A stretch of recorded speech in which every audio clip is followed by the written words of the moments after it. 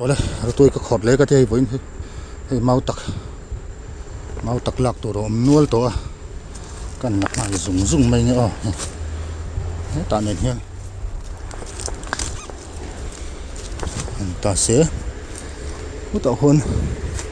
sei vak lo lạc tổ rom boka an lang o mau tuai ani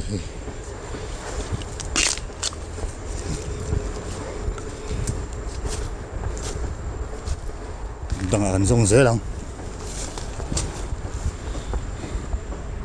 rồi hal tuai om boka hi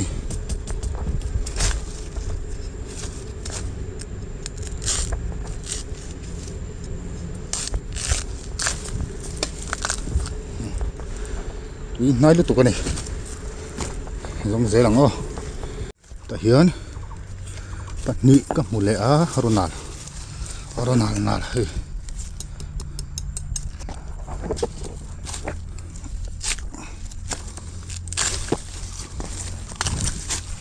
chuan a bul chiam hi po hi ni boka mo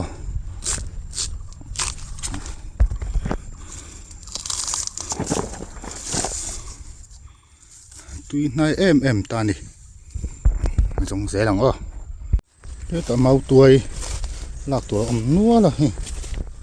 lạc ngal pop nge o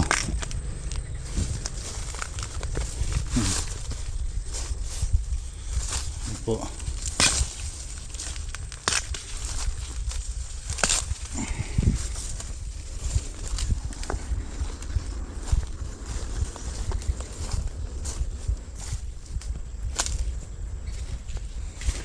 là pop nge o ren lovin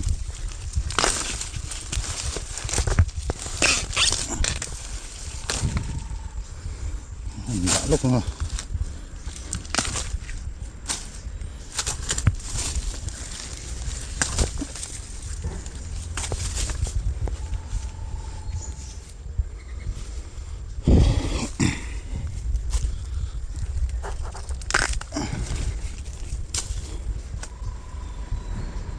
cái là dễ lắm cái là treo tầm ấy là treo tao cái là treo tao lạc tuột polo om nua là cái nào hay gần khép hết tao là cái nào gần làng ole thi tu te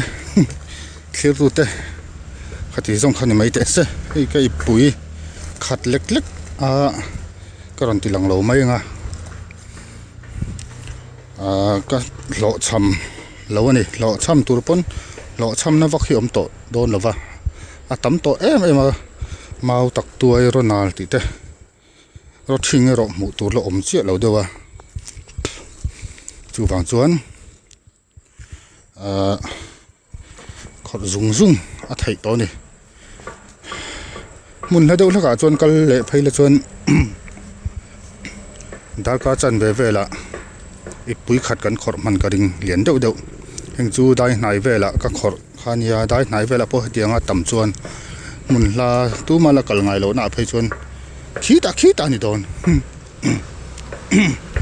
khati jong khani mai te sa soi tu rawang e mai thlir tu te in zawa in ani le vek ule